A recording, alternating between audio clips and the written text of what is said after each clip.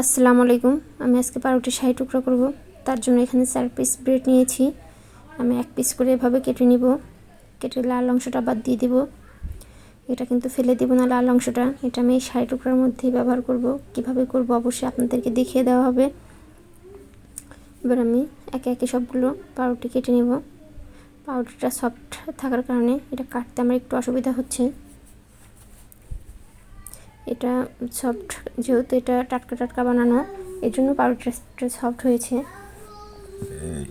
এভাবে আমি 3 কোনা করে কেটে নেব। তারপরে এভাবে একটু হাত দিয়ে টান দিয়ে এভাবে করে নিলাম। পাউরুটিগুলো দুভাগে ভাগ করে নিলাম। আমার 4 পিস পাউরুটি এখানে কেটে নেওয়া শেষ। এবার আমি পাউরুটিগুলো ভালোভাবে একটু সাজিয়ে নিব। দেখুন, আমি সবগুলো পাউরুটি এভাবে কেটে নিয়েছি। এবার চুলায় চলে যাব। চুলায় সামান্য পরিমাণে কড়াইতে একটু তেল দিয়ে এবার পাউরুটিগুলো আমি এভাবে উল্টে পাল্টে ভেজে নেব।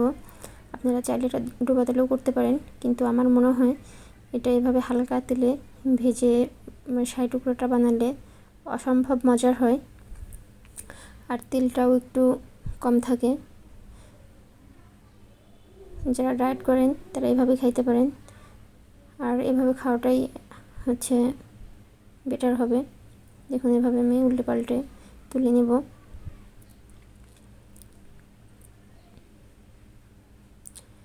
আমি এখানে এই যে এভাবে লাল করে নিয়েছি। এবার তুলে নিচ্ছি। পাউরুটিটা কিন্তু পুড়ে যাওয়া যাবে না। এবার এখানে আমি 1.5 টেবিল চামচ চিনি নিয়েছি। চামচটার সাইজটা দেখিয়ে দিয়েছি। এখানে 1 কাপ দুধ নিয়েছি আর সামান্য পরিমাণে পানি দিয়ে নিলাম। এটা এখন আমি ভালোভাবে বলক তুলে নিব। এটা বলক আসা অবধি অপেক্ষা করবো। এখানে আমি কাস্টার্ড পাউডার নিয়েছি। আমি এখানে কাপের মধ্যে যে কাস্টার্ড পাউডারটা নিয়েছি, যে চামচ দিয়ে গুলিয়ে নিচ্ছি, ওই চামচ দিয়ে 1 চামচ কাস্টার্ড পাউডার নিয়েছি। সেটা ভালোভাবে গুলিয়ে এটা মিক্স করে দিলাম। এবার এখানে আমি পাউরুটির যে লাল অংশটা ছিল এটা একটু কড়াইতে ভেজে নিয়েছি। ভেজে নিয়ে এটা হাত দিয়ে একটু ভেঙে দিলাম। ভেঙে এটার মধ্যে মিক্স করে দিলাম। এটা খাইতে কিন্তু মজা হবে। আর এই মালাইটা কিন্তু একদম ঘন হলে চলবে না, পাতলাও হলে চলবে না।